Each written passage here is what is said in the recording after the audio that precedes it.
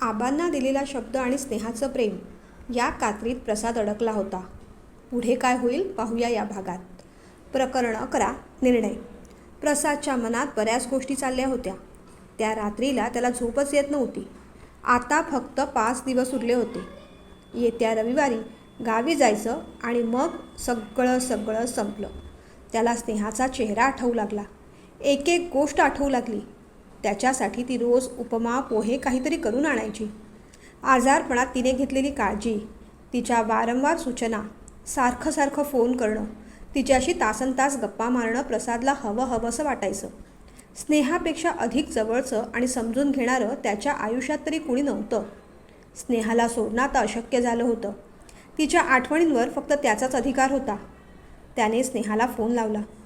गडबडीने स्नेहाने मोबाईल उचलला. हॅलो स्नेहा, प्रसाद बोलतोय. प्रसाद म्हणाला.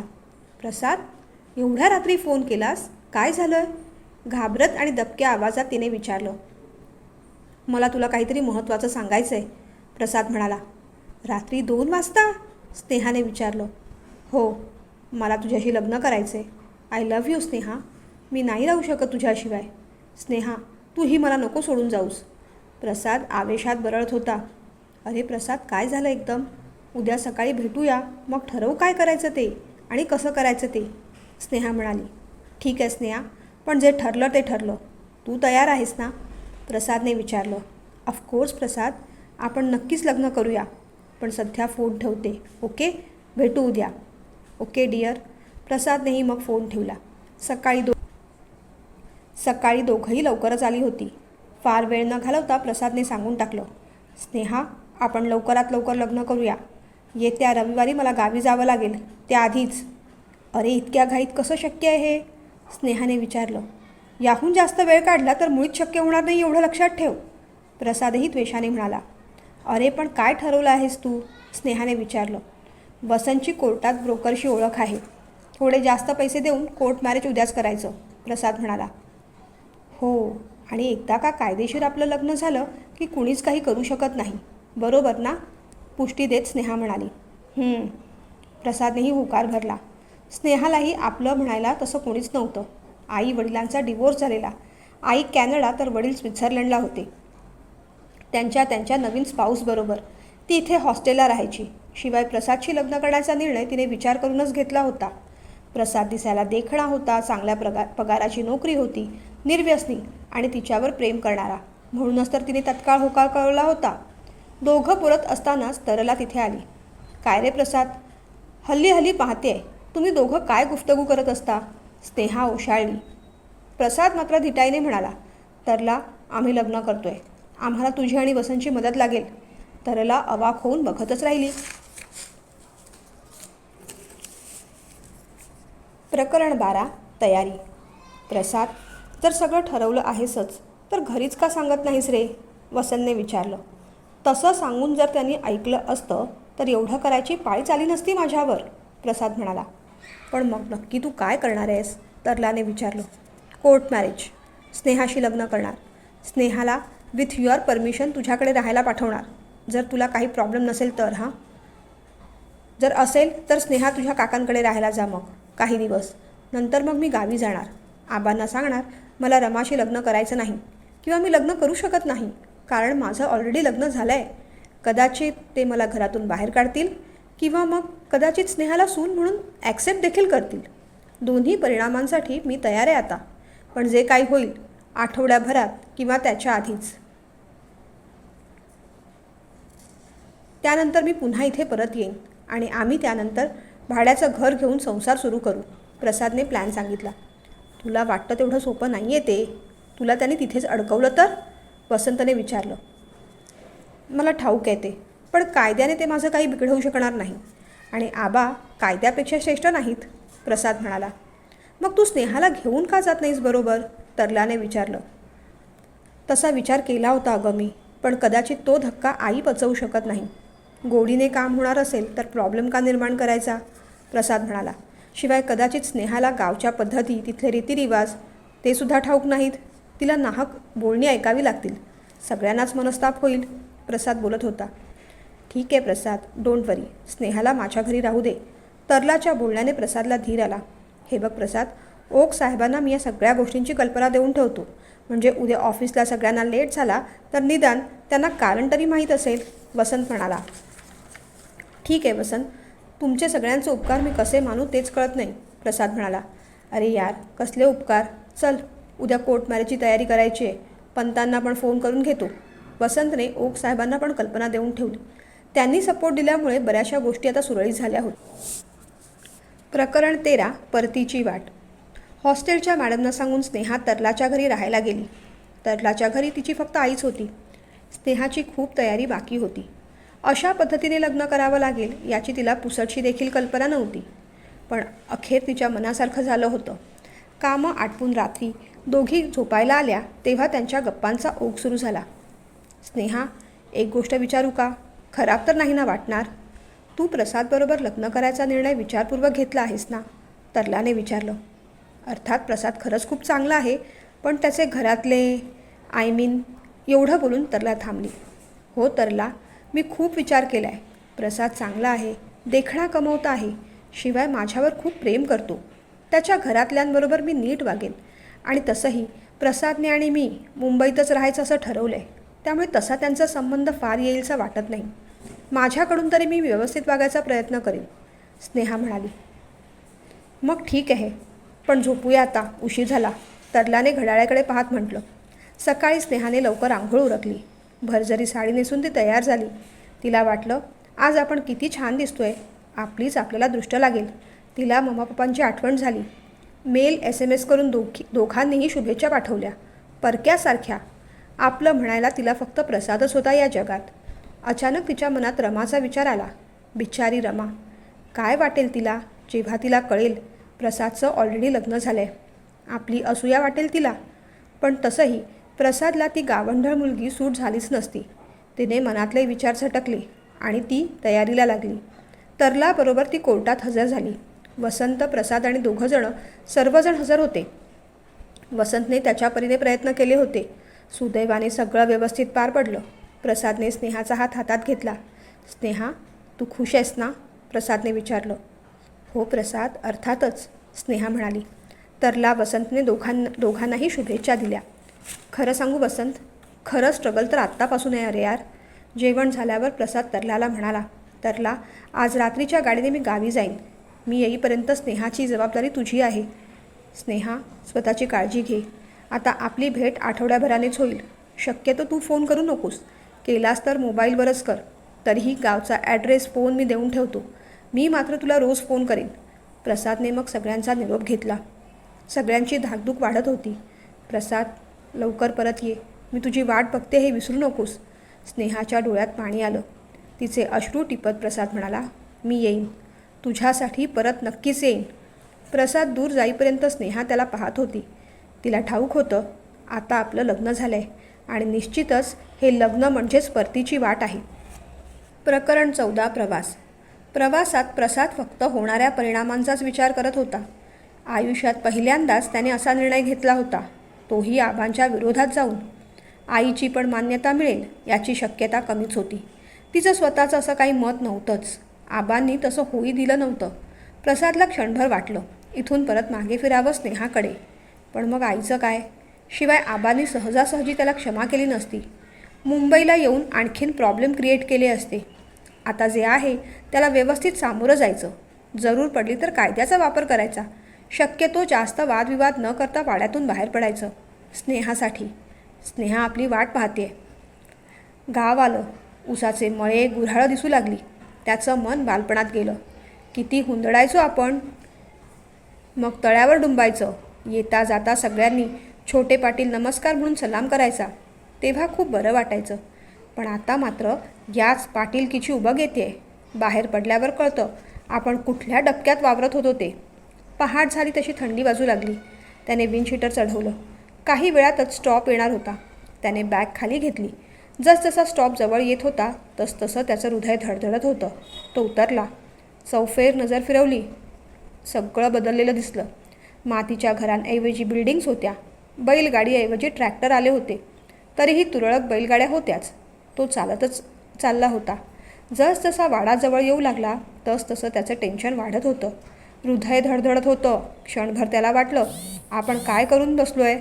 आपल्यात एवढी हिंमत, एवढं बळ आलं तरी कुठून? पण आता मागे फिरायचं नाही. आबांना समजवायचं आणि नाही समजले तर धमकवायचं. कायदा आपल्याच बाजूने आहे. मग त्याने स्नेहाला फोन लावला. स्नेहा, कशी आहेस? प्रसादने विचारलं. बरी आहे रे. तू कुठे आहेस? स्नेहाने काळजीने विचारलं. गावात पोहोचलो आहे. काही वेळातच घरी जाईन, प्रसाद म्हणाला. आज बोलशील ना प्रसाद आपल्याबद्दल? स्नेहाने भीत भीत विचारलं. हो स्नेहा, काळजी नको करूस, प्रसाद म्हणाला. ठीक आहे, फोन करत राहा हं. स्नेहाने फोन ठेवला. ठीक आहे, ठेवतो फोन, असं म्हणून प्रसादनेही फोन ठेवला. वाडा जवळ आला तसा प्रसाद सावध झाला. आबा, छोटं पाटील आल्यात, रामूने आरोळी ठोकली. प्रकरण 15. वाड्यात प्रवेश. काय म्हणतोस काय रामू? फेटा चढवत आबा बाहेर आले. या या प्रसादराव, आत या, आलिंगन देत आबा म्हणाले. प्रसादने वाकून नमस्कार केला. अहो ऐकलं का? भाकरी तुकडा बबाळाला ना, तुमचा लेक आलाय. वहिनी साहेब पाणी भाकरी घेऊन धावतच आल्या. अगं बाई, माझा लेक आला. सगुने, अगं माझं पोर आलंय. वहिनी साहेबांना काय बोलावं ते सुचत नव्हतं. सगळी गडी माणसं स्वागतास उभी राहिली होती. प्रसादने आईला घट्ट मिठी मारली. तिचे अश्रू त्याला जाणवले. काय प्रसादराव, उंद्या यायचे होता, आजच्याला चालात? आई बापाची वड लागली का बायकोला बघायची घाई लागली? हसत हसत आबांनी खोचकपणे विचारलं. प्रसाद फक्त खिन्न हसला. त्याची नाराजी आबांच्या तीक्ष्ण नजरेतून चुकली नाही. काय झालं प्रसादराव? मुंबईची हवा अजून डोसक्यातच घेऊन फिरताय की काय? या आता घरात, या वाड्यात, आबा म्हणाले. आबा, मला काहीतरी महत्त्वाचं बोलायचं आहे. प्रसादने विषय आल्या आल्याच उघडला. आणखी लपवून ठेवण्यात काही अर्थ नाही असं त्याला वाटलं असावं. एवढं काय महत्त्वाचं आहे ती? बोलू की निवान? हातपाय धुवून ताजं व्हा. आईशी बी गप्पा गोष्टी करा, तिला सुद्धा वाईच बरं वाटल. आबांच्या बोलण्यावर तो फक्त हो म्हणाला. रामू, जा, छोट्या पाटलांचं सामान नेऊन ठेव, आबांनी हुकूम केला. भाईजी, बॅगा उचलत रामू चालू लागला. त्याच्या मागोमाग प्रसाद. प्रसादला काय बोलायचं होतं याची कुणकुण आबांना लागली होती बहुतेक. फक्त गडी माणसांसमोर काही घडायला नको म्हणून आबांनी मुद्दामच विषय टाळला होता. म्हटलं की ताकभात, एवढा ओळखण्याइतकी चाणाक्षणी ती आबांना उपजतच होती. म्हणूनच आजही पाटीलकी त्यांच्याकडे टिकली होती. वहिनी साहेबांनी रमाला सूचना देऊन प्रसादची खोली नीट आवरून घेतली होती. जेवण आग्रहाने त्या वाढतच होत्या. वहिनीसाहेब म्हणत होत्या, प्रसाद लेका, किती वाढलास र? जेवतोस की नाही तिथं? तिकडं हाय बी कोण म्हणा, बाय माणूस जेवण कराय आणि वाढाया. पण आता चिंता नाही, रमाला सगळं जेवण येतं या, घालील करून. वहिनीसाहेब म्हणाल्या. आई, उगीच काळजी करू नकोस, थोडा वैतागत प्रसाद म्हणाला. सारखा रमाचा विषय त्याला हैराण करत होता. वरवरच्या गप्पा मारून तो त्याच्या खोलीत जाऊन आडवा पडला. कधी बोलायचं आबांशी? सारखं रमाचं टुमणं लावून बसतेत ही लोक. सहज त्याच्या मनात विचार आला, कोण असेल ही रमा? कशी दिसत असेल? या 5-50 लोकातली नक्की ती कोण? त्याची उत्सुकता उगीचेच वाढली. पण चटकन स्नेहाचा चेहरा समोर आला आणि त्याचे विचार बदलले. आता वेळ दवडण्यात अर्थ नाही. तो तडक आबांच्या खोलीकडे वळला. आबा, आत येऊ? त्याने विचारलं. या की, कोण नको म्हणतोय तुम्हाला? या, आबांनी म्हटलं. हा माणूस सरळ कधी बोलू शकत नाही का? प्रसादने विचार गिळली. प्रकरण 16. धक्का. बंदूक साफ करतच आबांनी मागे वळून पाहिलं.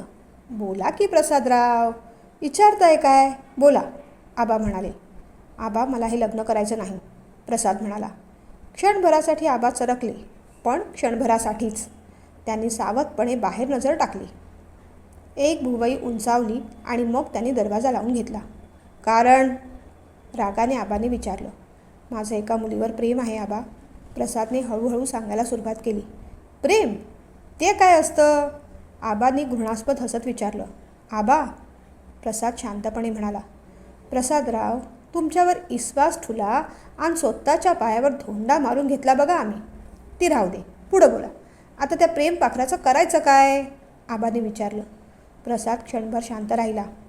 हे बघा प्रसादराव, प्रेम करा की हो, त्याला कुणी बी नाही म्हणणार नाही, पण लगीन रमाशीच करावं लागेल, हे बी ध्यानात असून द्या. शांतपणे आबाने त्यांचा निर्णय अशा प्रकारे सांगून टाकला. मी रमाशी लग्न करू शकत नाही आबा, मी स्नेहाशी लग्न केलं ऑलरेडी. प्रसादने घडाघडा बोलून टाकलं. हा हा हा हा. असं. आबा मग मोठ्याने हसले. आता तुमचं प्रेम बी झालं, लगीन बी झालं. आता एवढं म्हणू नका, पोरगं बी झालं. आबांचा आवाज धारधार झाला. प्रसादला त्या आवाजाची भीती वाटली. आबा मला क्षमा करा, पण माझं म्हणणं ऐका. कायदेशीर लग्न केलं आहे आम्ही, प्रसाद हात जोडून म्हणाला. क्षमा?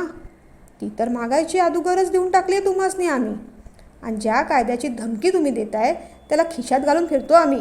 आम्ही जुमानत नाही त्याला. तेव्हा गप गुमान तयार व्हा, नाहीतर रमा बी मिळायची नाही आणि तिकडची तुमची ती ठमा बी मिळायची नाही. आबांचा एक एक शब्द प्रसादला जिव्हारी लागत होता. आबा, प्लीज असं करू नका. अजून वेळ गेलेली नाही आहे. रमाला दुसरं मिळेल कुणीतरी, प्रसाद म्हणाला. किंमत येळेला नाही, आमच्या शब्दाला आहे. प्रसादराव, आमच्या शब्दाला किंमत आहे. जास्त शहाणपण शिकायचं नाही आम्हासनी तुमच्याकडून. तुमच्या सकट तुमच्या गुलछबुला बी एका गोळीनं उडवायला येळ लागणार नाही आम्हाला. आबांच्या आवाजाने प्रसाद खूप घाबरला. तितक्यात दरवाजा ठोठवण्याचा आवाज आला. या, कोण आहे आता? आबांनी विचारलं. म्या आहे जी, वहिनी साहेबांनी म्हटलं.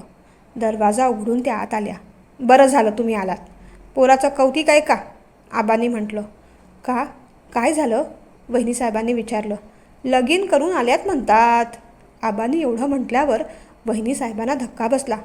सगळं कळाल्यावर त्यांना तर चक्कर आली. आई ग, प्रसाद किंचाळला. डॉक्टर चेक करून गेले. प्रसादराव, BP हाय आहे, काळजी घ्या. त्या फार एक्साईट होतील, असं काहीही होऊ देऊ नका, डॉक्टर म्हणाले. डॉक्टर गेल्यावर आबा प्रसादला एवढंच म्हणाले. आईच्या छाताडावर बसून कुऱ्हाडी मारताय भय. तिला काही झालं तर याद राखा प्रसादराव. प्रकरण 17 विनवणी. प्रसादला झाल्या गोष्टींचं खूप दुःख झालं. आईच्या या परिस्थितीला आपणच जबाबदार आहोत. त्याच्या डोळ्यातून अश्रू वाहू लागले. दूध साय भरवणारी ती माऊली, अंगाई गीत गाऊन झोपवणारी माऊली, मस्ती करून आल्यावर आबांचे फटके मध्ये पडून झेलणारी माऊली. आई ग आई, त्याचं मन गलबललं. आपण उगीचच या फंदात पडलो. स्नेहाशी आपण उगीचच लग्न केलं. हा वाडा, त्याचे नियम, ते कायदे, या गोष्टीत, या वातावरणातच आपण वाढलो. यातून बाहेर पडायची हिंमत आपल्यात नाहीच. आपण काही केलं तरी आईलाच त्याचा जास्त त्रास होणार आहे. पण बिचाऱ्या स्नेहाचं काय? ती बिचारी आपली वाट पाहत असेल. तिच्या आयुष्याशी आता आपण बांधलो गेलो आहोत. मग त्याने मन घट्ट केलं. काही झालं तरी रात्री या वाड्यातून पळून जायचं. छोटे पाटील, वहिनीसाहेब बोलवत्यात तुम्हासनी, रामू सांगून गेला. भान ठेवत मग प्रसाद आईच्या खोलीत गेला. आई ग, कशी आहेस? प्रसादने डोक्यावरून हात फिरवत विचारलं. बरी आहे लेका, पर तू असा का वागतूस? पुरा, आबा जे म्हणतात ते कर ना रे राजा. माझ्यासाठी तरी कर, नाही म्हणू नगस. वहिनी साहेब हात जोडून गयावया करत होत्या. आई, आबांनी सांगायला सांगितलं ना तुला हे? प्रसादने विचारलं. भय, सांगितलं, पण तू ऐकणार आहेस की नाही तेवढं सांग. पोरा, ऐक की रे माझं, नाहीतर आई जिद्दी दिसायची नाही तुला. पाटलाने सबूत मोडला म्हणून लोक शान घालतील तोंडात. वहिनी साहेब म्हणाल्या. मी मेले तरी बी माझा आत्मा भटकत राहील. शांती मिळायची नाही मला या भांडणात. वहिनी साहेब बोलतच होत्या. आई, मरणाची भाषा का करतेस ग? व्हय ना, मग वचन दे मला, रमाशीच लगीन करशील. दे ना रे पोरा, बोल लेका, आपल्या आईच्या झोळीत घाल एवढी भीक. वहिनी साहेब कळवळून सांगत होत्या. आईसाहेब, आत येऊ? कुणीतरी गोड आवाजात विचारलं. ये ग बाळ रमा. तितक्यात रमाचं लक्ष शेजारी उभ्या असलेल्या प्रसादकडे गेलं. बापरे, जीभ चावत तिने पदर डोक्यावर घेतला. तिचं वागणं प्रसादला गोड वाटलं. त्या तणावात देखील तिचा लालबुंद घाबरलेला चेहरा पाहून त्याला हसायला आलं. तिच्याकडे तिरक्या नजरेने पाहत तो म्हणाला. आई, येतो मी. व्हय, पण सांगितलेलं ध्यानात आहे ना व? वहिनी साहेबांनी विचारलं. मान हलवत प्रसाद तिथून बाहेर पडला. प्रकरण 18 पळ. का ही सगळी लोक माझे वैरी झाले आहेत? आई समजून घेईल तर तेही नाही. प्रसाद स्वतःशीच विचार करत होता. पूर्ण दिवस गेला. आपण स्नेहाला फोन पण केला नाही. त्याने खिशात हात घातला, पण मोबाईल नव्हताच. त्याने खोली तपासली, पण कुठेच सापडला नाही. कुठे असेल आपला मोबाईल? पडला की आबांनी? जे काही असेल ते असेल, पण आता इथून निघालेलंच बरं. सांगून तर बऱ्या बोलानं ही लोकं आपल्याला जाऊ द्यायची नाहीत. पळूनच जावं रात्री. दरम्यान स्नेहाने फोन केला तर? आबांनी तिला खोटं नाटक काही सांगितलं तर? तो आबांच्या खोलीकडे वळला. आबा, या प्रसादराव, एक मिनिट हां जरा. हां गणपत, जा बरं, तयारी चोख ठेवा. पाटलाच्या लेकाचं लगीन आहे. घाई होतीये जरा, पण वहिनी साहेबांच्या नरम गरम तब्येतीपायी लवकर आटपावं लागतं एवढंच. आबांच्या बोलण्याने प्रसाद थडकला. आबा, कुणाचं लग्न? मी लग्नाला तयार नाही. माझं लग्न झालंय. मी दुसरं लग्न केलंय तर कायद्याने गुन्हा ठरेल तो. तुम्ही किंवा मी कायदा मोडू शकत नाही आबा, प्रसाद म्हणाला. हळू बोला बाईस प्रसादराव. लोक ऐकतील की. आणि दुसरं लगीन करून गुन्हा नाही व्हायचा. गुन्हा घडला तो पहिलं लगीन करून. कायद्याची धमकी देत आहे व्हय? घ्या बोला. आबांनी मग फोन लावला, स्पीकर ऑन केला. राम राम कलगुजे साहेब, आबा म्हणाले. आबांनी पुढे विचारलं, कसं काय चाललंय पोलीस खातं तुमचं? तुमच्या कृपेने ठीकच चाललंय आबा, पण तुम्ही कशी काय आठवण काढलीत? इन्स्पेक्टर कलगुजेने विचारलं. छोटंसं काम होतं. त्याचं काय आहे? आमच्या पोराचं आम्ही इथं लगीन ठरवलं. आणि पोरगा मम्मीला लगीन करून आला म्हणतोय. आणि इकडच्या पोरीशी लगीन करायचं नाही असं बी म्हणतोय. आता आम्ही या इकडच्या पोरीला उकिरड्यावर सोडायची व्हय? नाही, ते काय आपल्याला जमणार नाही. आबा पाटील तिला सून करून घेणारच. सबूत दिलाय तिच्या बाला तसा आम्ही. तेव्हा तुम्ही या, आमासनी बेड्या ठोकाय. हा हा हा हा, आबा भयान हसले. आबा, मुंबईचा कायदा मुंबईत. इथं तुमचा कायदा. तुमचा पोरगा हाय मग ठीक आहे. दुसरा कोणी असता तर दांडा हाणून मुंडावळा बांधल्या असत्या त्याच्या मागे, कानगुजे म्हणाला. आर कानगुजे, असं नाही म्हणावं, पण जरूर लागली तर या धावून. आम्हाला कायद्याची लय भ्या वाटती आणि जरूर बी लागती. आबांनी मग फोन ठेवला. कानगुजेच्या लोचटपणाचा प्रसादला राग आला होता. आता आपण पुरते फसलो याची त्याला कल्पना आली. रागातच तो वळला. अहो प्रसादराव, तुमचा मोबाईल तेवढा घेऊन जावा. गुलछबूला लग्नाची बातमी कळवा तुमच्या. आबांच्या बोलण्याचा प्रसादला भयंकर राग आला. मोबाईल घेऊन तो बाहेर पडला. त्याने खोलीतून स्नेहाला फोन लावला. स्नेहा, आणि तो ढसाढसा रडायला लागला. प्रसाद, काय झालं? स्नेहाने विचारलं. मी इथे पुरता अडकलो आहे. लग्नाची तयारी चालू आहे माझ्या आणि कायद्याची माणसं यांना मिळालेली आहेत. पण स्नेहा, तू धीर सोडू नकोस. विश्वास ठेव माझ्यावर. मी नक्की परत येईन. आपल्याला कुणीही तोडू शकत नाही. ते माझ्या गळ्यात रमाला बांधतील, पण माझं मन तुझ्याकडे सुखरूप आहे. मी एकदा तिथे आलो ना, मग आपण पाहू काय करायचं ते, प्रसाद बोलत होता. व्हॉट नॉनसेन्स प्रसाद, हा काय भातुकलीचा खेळ आहे? तू माझ्याकडून काय एक्सपेक्ट करतोस अजून? तुझ्या त्या गावंढळ बायकोबरोबर सवत होऊन राहू? यू डिच्ड मी, ती म्हणाली. स्नेहा, परिस्थिती समजून घे ना. निदान मला तरी समजून घे. मी तुला सोडणार नाही अगं, ट्रस्ट मी, तो काकूळ तिला येऊन बोलत होता. तू इथे ये, मग पाहू काय करायचं ते, फोन आदळत ती म्हणाली. प्रसादने मन घट्ट केलं. रात्रीचे 10 वाजले होते. वाडा सामसूम झाला होता. सगळीजणं झोपेत होती. आजची एकच रात्र त्याच्याकडे होती. उद्या आबांनी लग्न ठरवलं होतं. सुपारी, साखरपुडा, लग्न, सगळं एकाच दिवशी. रात्री कोणती बस मिळेल आता आपल्याला? हिंस्त्र श्वापदक असतील का? कसलीही तमा न बाळगता त्याला हा वाडा, हे गाव सोडायचं होतं. समोरच्या दरवाजातून जावं का? नको, तिथे कोणी गडी माणसं असतील. त्याने मागच्या खिडकीला दोर बांधला आणि उडी मारलीच. तितक्यात मोतीने भुंकायला सुरुवात केली. पण आता प्रसाद पळून जाऊ शकेल का? ऐकूया पुढच्या भागात.